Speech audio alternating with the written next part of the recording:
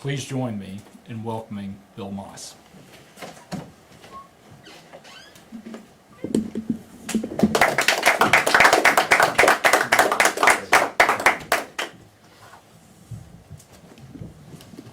What all will we say?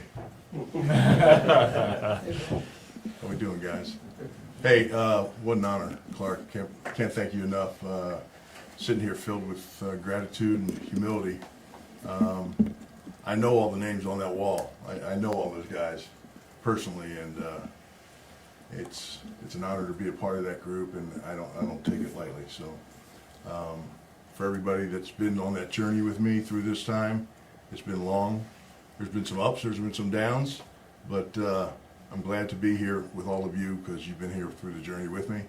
My friends, my teammates, my coaches I've been through, those guys pushed me, pushed each other, got us to where we wanted to be, that we were brothers for life, helped me get to the place I am right now, here as a Hall of Famer for the Kansas City Chiefs. It means a lot to me, and I'll carry it with me with a lot of pride. I appreciate it. Thank you, sir. Yeah, All right. absolutely. Go ahead and open up, Adam. Hey, Bill, hey, congratulations, Thank you. by the way. You accomplished a lot in your playing career. Where does this honor rank in your career, making it to the Chiefs Hall of Fame? Yeah, I mean, it's kind of stamp of approval, if you will, for the efforts you put into it. I was talking to somebody today, and Marty said, you've seen it, football isn't just a game, it's a way of life. It was a way of life for me. I moved here in 1984 when I got drafted here to become a Chief, and made home here, stayed here, and so being a part of this and being a part of the Chiefs family forever, it's got to be right up there at the top of the list. I told Clark last night, I told him, I said that the two greatest phone calls I got were in 1984 from his father, and then the phone call I got from him earlier this month, and it means a ton to me.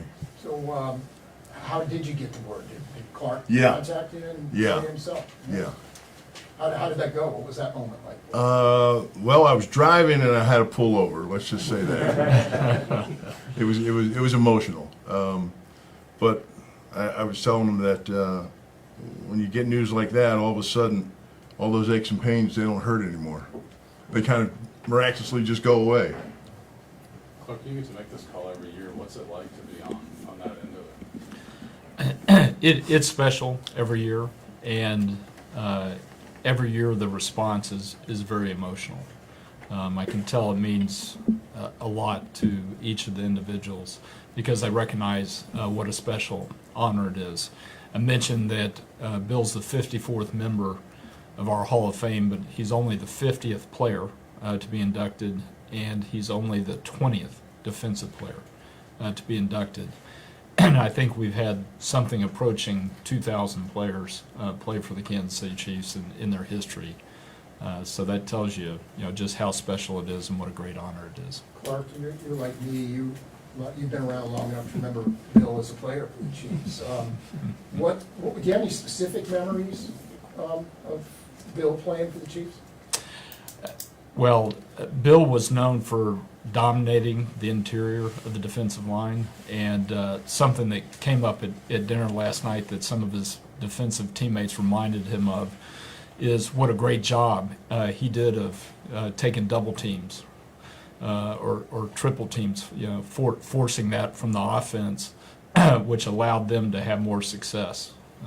Players like Neil Smith, as an example. Bill, you go ahead. I was just going to ask you that Chiefs have been to playoff, have had 10 straight years of playoff appearances. You played on a team that ended a 15-year streak of not going to the playoffs. I wanted to get your thoughts on what that memory was, how big a moment that was for you, and what you remember about how the franchise felt about it. Yeah, so in '86, when we went, when I got drafted in '84, I didn't know where I was going to go.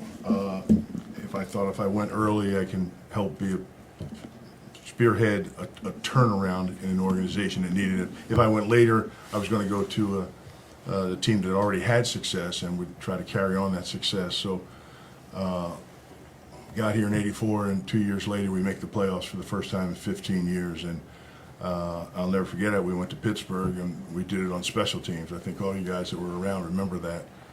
We found ways to win. We willed it to win.